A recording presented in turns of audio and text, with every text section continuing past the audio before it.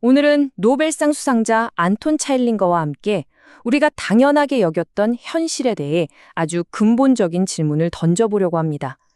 지금부터 그의 안내를 따라서 양자물리학의 가장 이상하고도 심오한 세계로 함께 떠나보시죠. 한번 상상해 보시겠어요? 여기 쌍둥이가 있는데 한 명의 머리색이 금발로 딱 결정되는 순간 우주 반대편에 있는 다른 쌍둥이의 머리색도 그 즉시 똑같이 금발로 변하는 겁니다. 찰링거는 바로 이 기이한 상상을 통해서 양자세계의 핵심 미스터리로 우리를 안내합니다. 네, 바로 이 쌍둥이 비유가 양자역학의 가장 기이한 현상 중 하나인 양자 얽힘의 세계로 들어가는 문을 활짝 열어줄 겁니다. 모든 건 말이죠. 관찰이라는 행위에서 시작돼요. 당신이 한 쌍둥이를 딱 보는 그 순간 그의 머리카락은 더 이상 불확실한 상태가 아니에요. 금발이라는 하나의 상태로 확장되는 거죠.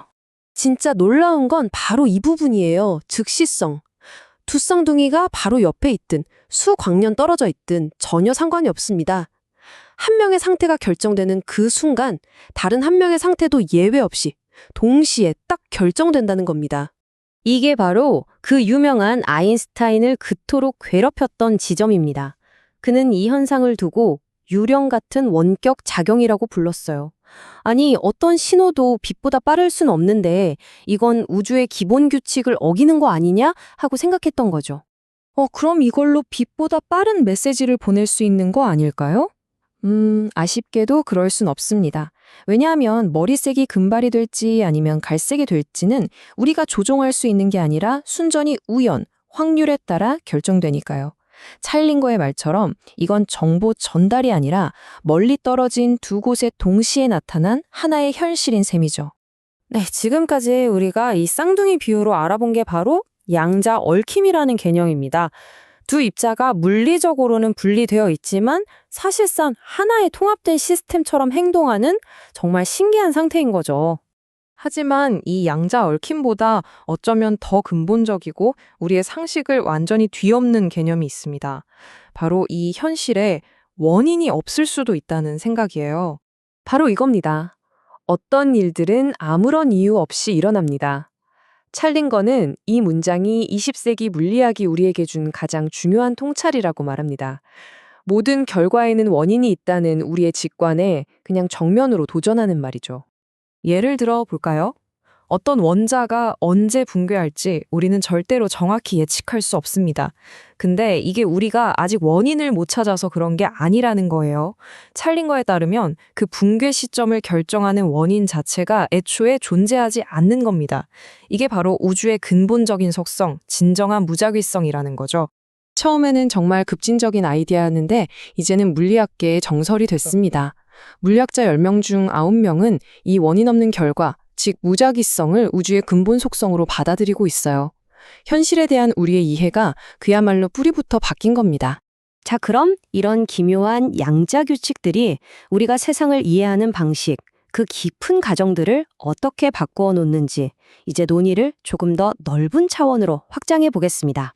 공간을 뛰어넘는 연결, 그리고 원인 없는 사건들, 이런 기묘한 규칙들이 우리가 발딛고 사는 이 현실에 대해서 대체 뭘 말해주고 있는 걸까요?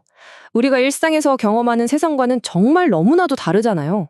물리학자 에브어너 시모니는 이 지적 도전에 되게 두 가지 아주 중대한 철학적 결론을 내렸습니다.